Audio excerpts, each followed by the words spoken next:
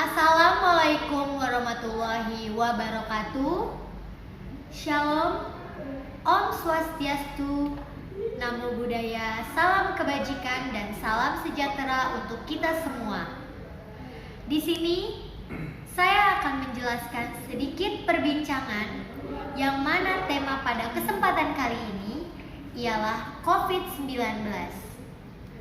Seperti yang kita tahu, virus COVID-19 muncul pada bulan Maret tahun 2019 di kota Wuhan, Cina. Lalu, pada akhir tahun 2019 dan awal 2020, virus ini mulai menyebar ke negara lain, termasuk Indonesia. Pada bulan Desember sampai Januari, virus COVID-19 atau yang dikenal dengan coronavirus menjadi topik hangat yang sering dibicarakan di seluruh dunia. Hal itu tersebar melalui berita, media, karena turut mencari mangsa dan membuat orang-orang cemas. Dan sementara pada saat itu vaksin COVID-19 belum ditemukan. Virus ini membuat banyak korban berjatuhan, sehingga virus COVID-19 ini menjadi termasuk virus yang sangat berbahaya karena penularannya yang serta berdampak buruk bagi masyarakat Indonesia. Lalu, pada bulan Maret tahun 2020 terjadi pandemi COVID-19 di seluruh dunia, termasuk di Indonesia. Kasus positif COVID-19 pertama kali dideteksi pada tanggal 2 Maret 2020 ketika terkonfirmasi 2 orang tertular dari seorang warga negara Jepang.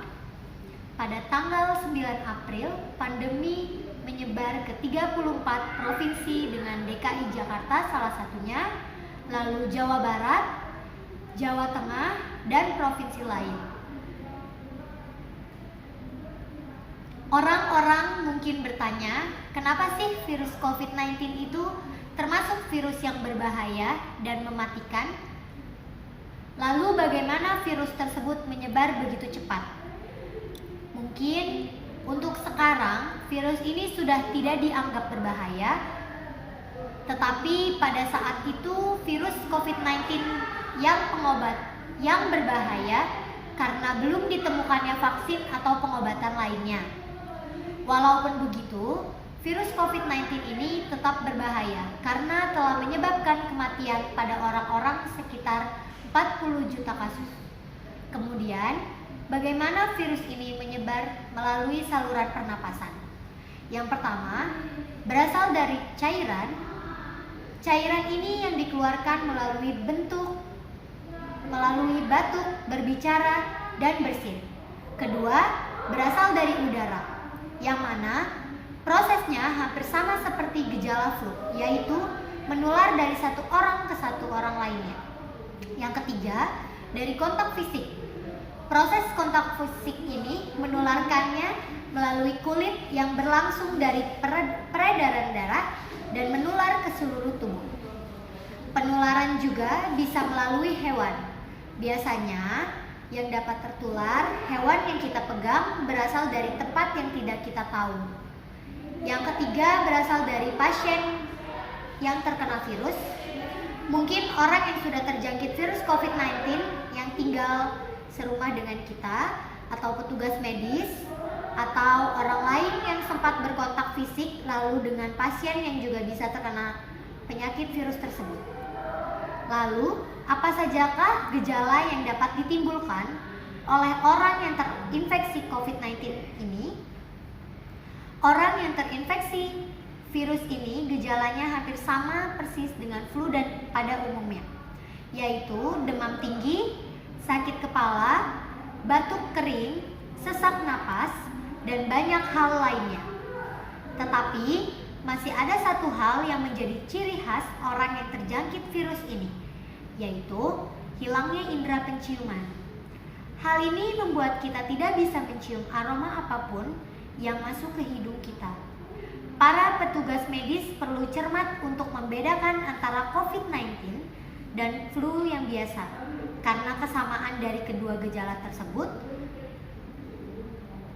perkembangan kasus positif COVID-19 ini tiap minggunya mulai menunjukkan penurunan. Pada awal Februari 2021 setelah penambahan tertinggi pada 23 sampai 29 Januari 2021, yakni 86.512 kasus.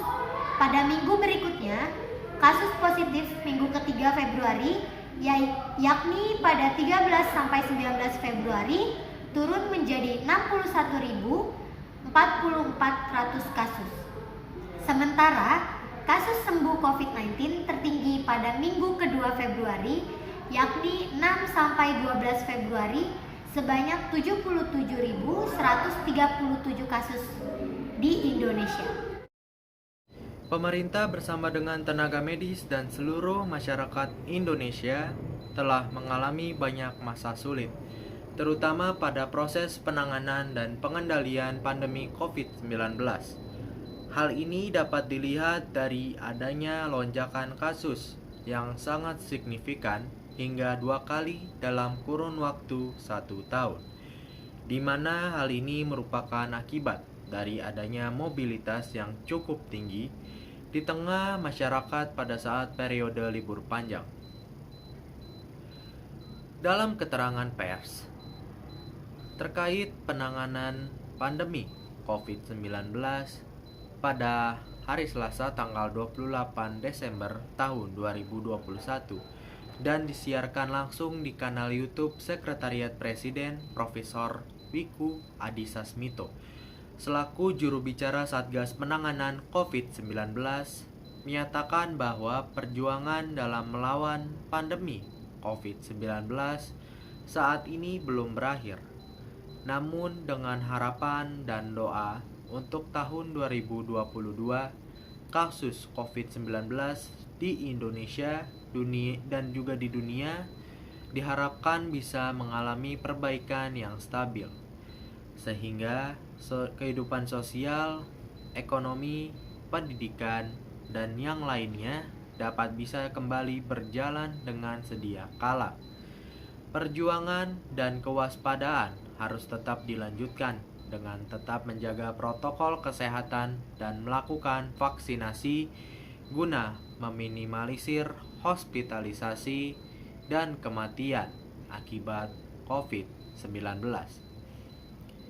Sebagai penutup, Wiku juga tidak lupa untuk berterima kasih kepada seluruh elemen masyarakat yang tidak berhenti berjuang hingga saat ini.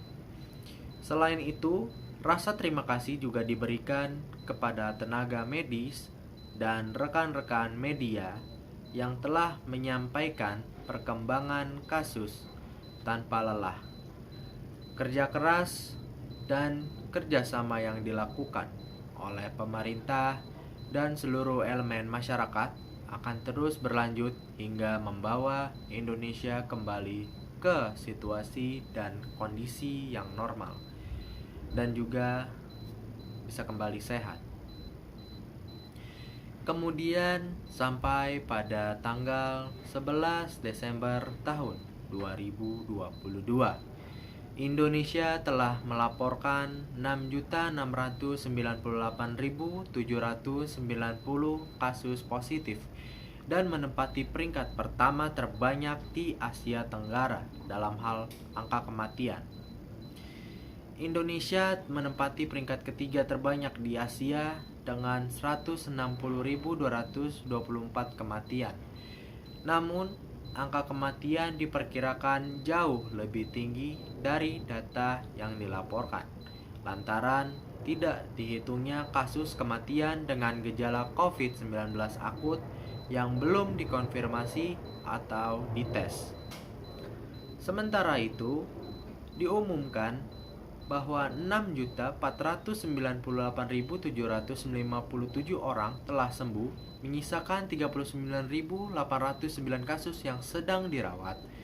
Pemerintah Indonesia telah menguji 72.899.819 orang dari total 269 juta penduduk.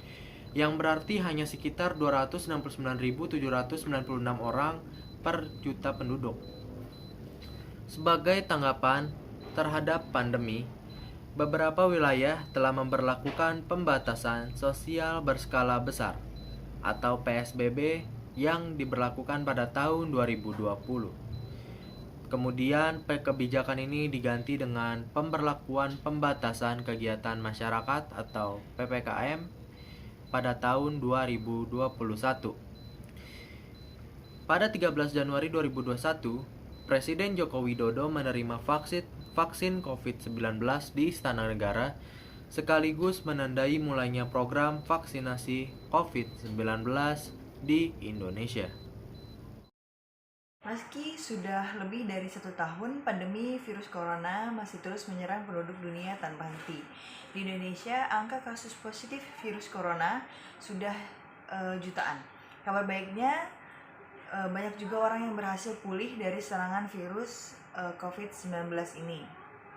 Mengalahkan penyebaran dan penularan virus corona di dunia tidak mudah.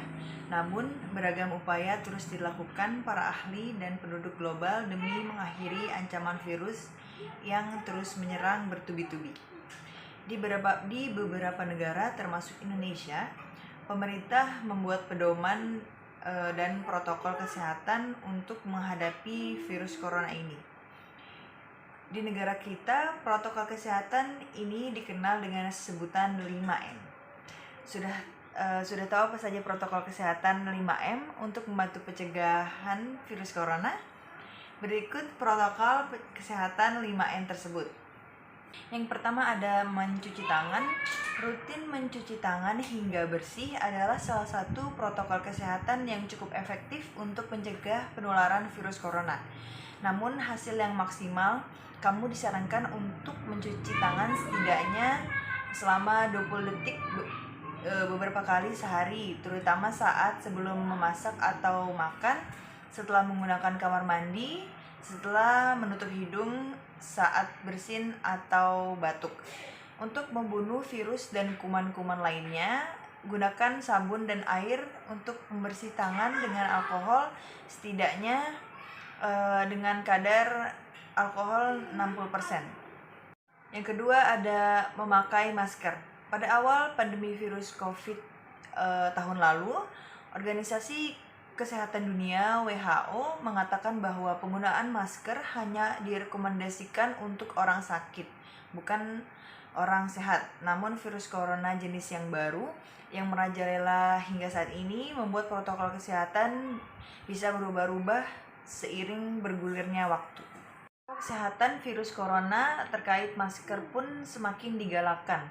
Di beberapa negara di Amerika Serikat, Center of Disease Control and Prevention memperbarui pedoman terkait penggunaan masker.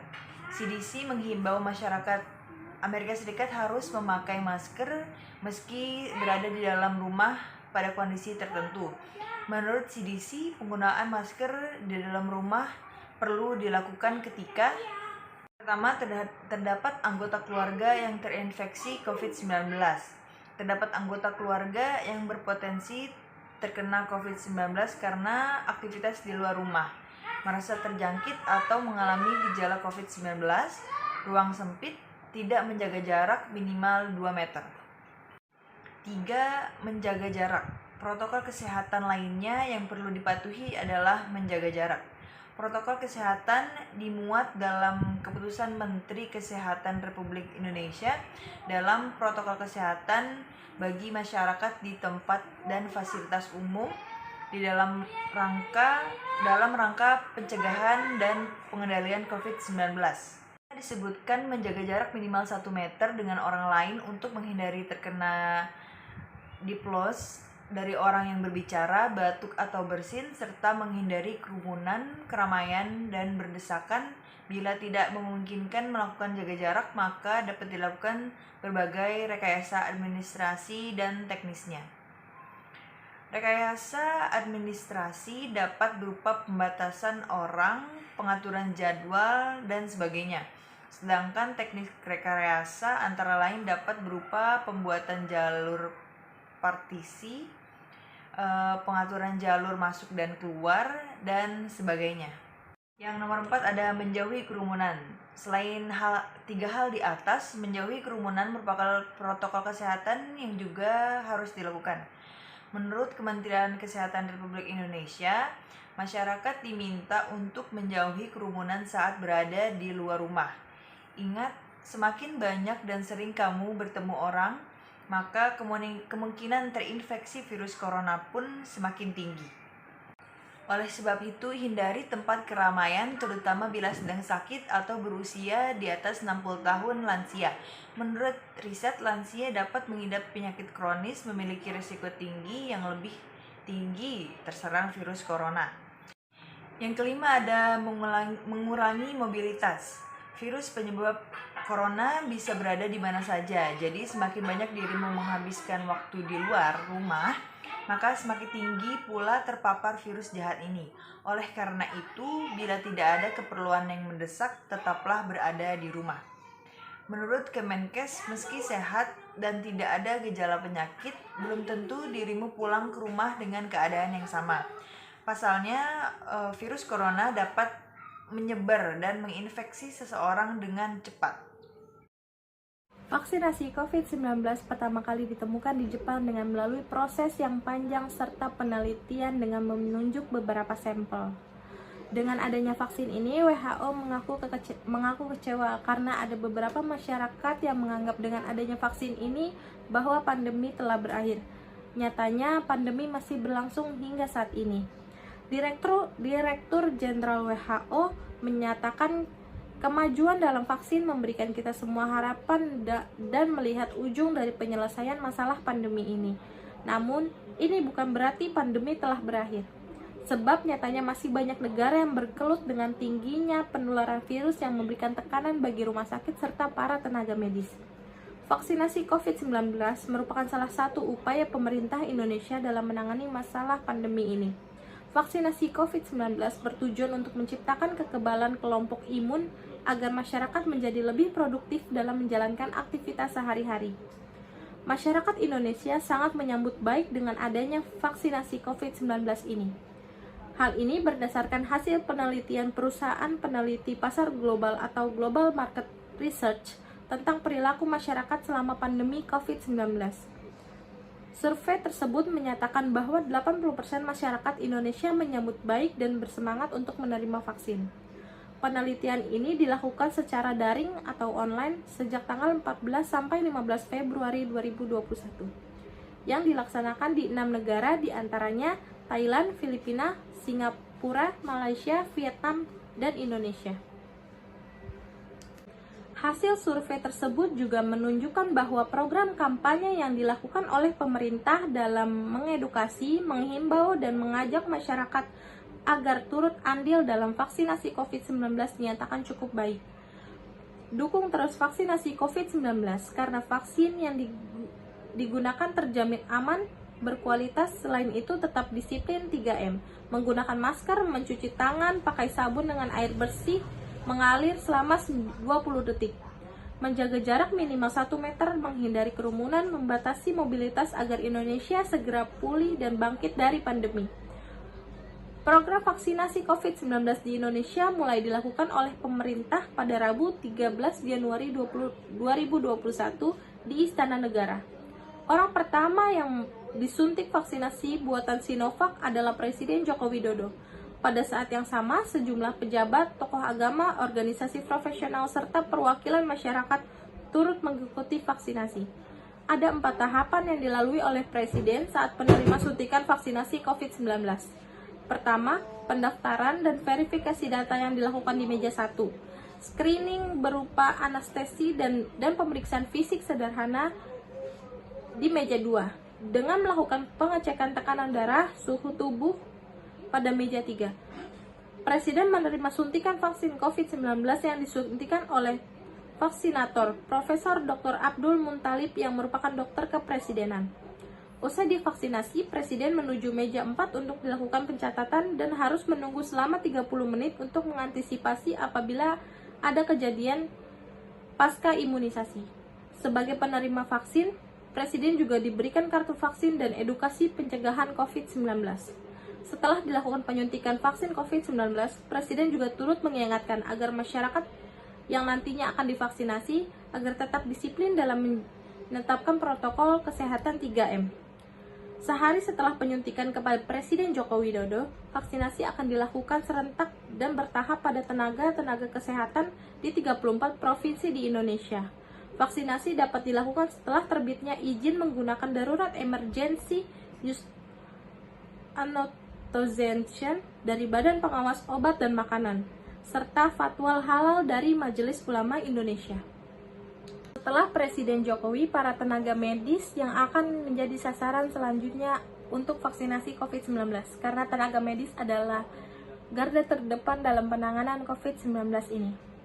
Kementerian Kesehatan terus melakukan pemantauan dan evaluasi untuk mengetahui sejauh mana calon penerima vaksin COVID-19 melakukan registrasi dan verifikasi data.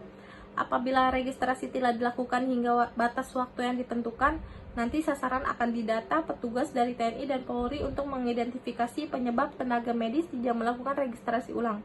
Bagi masyarakat umum juga yang melakukan vaksinasi COVID-19 dapat menerima sertifikat vaksin yang dapat diakses melalui Peduli Lindungi yang bisa kalian download di aplikasi Play Store atau App Store yang ada pada kalian.